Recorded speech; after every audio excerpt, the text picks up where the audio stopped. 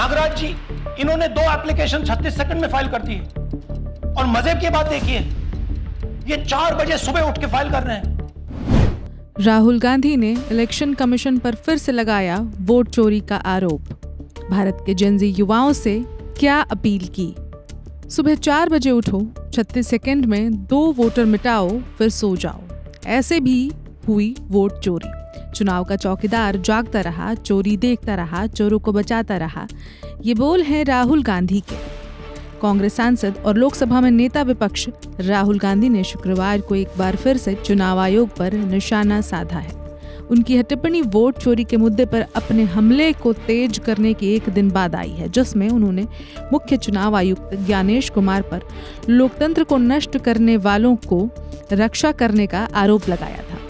इससे पहले गुरुवार शाम को एक पोस्ट में राहुल गांधी ने एक्स पर लिखा था कि देश के युवा, देश के छात्र, देश की जेनजी संविधान की रक्षा करेंगे, लोकतंत्र की रक्षा करेंगे और वोट चोरी रोकेंगे। मैं हमेशा उनके साथ खड़ा हूं। जय हिंद। प्रेस वार्ता के बाद राहुल गांधी ने देर शाम कहा कि मुख्य चुनाव आयुक्त ज्ञानेश कुमार को बहाने बनाना बंद करना चाहिए।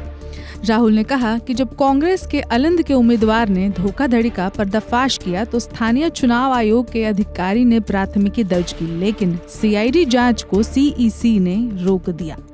कर्नाटक सीआईडी ने 18 महीनों में 18 पत्र लिखकर सभी सबूत मांगे, लेकिन सीईसी ने उन्हें रोक दिया।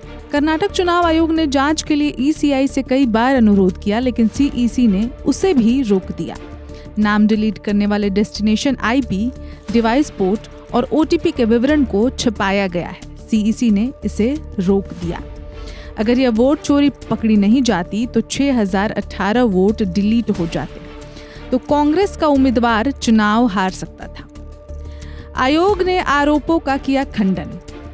राहुल गांधी की वोट चोरी फैक्ट्री प्रेस वार्ता के 30 मिनट के भीतर चुनाव आयोग ने इन आरोपों को सिरे से खारिज कर दिया था। इसके लिए चुनाव आयोग द्वारा सोशल मीडिया पर जारी पोस्ट में इन्हें गलत बताया और इन आरोपों का खंडन किया था। चुनाव आयोग ने कहा था कि जैसा भ्रम प्रचारित किया जा रहा है, किसी भी आम आदमी के मत को ऑनलाइन हटाया नहीं जा सकता है।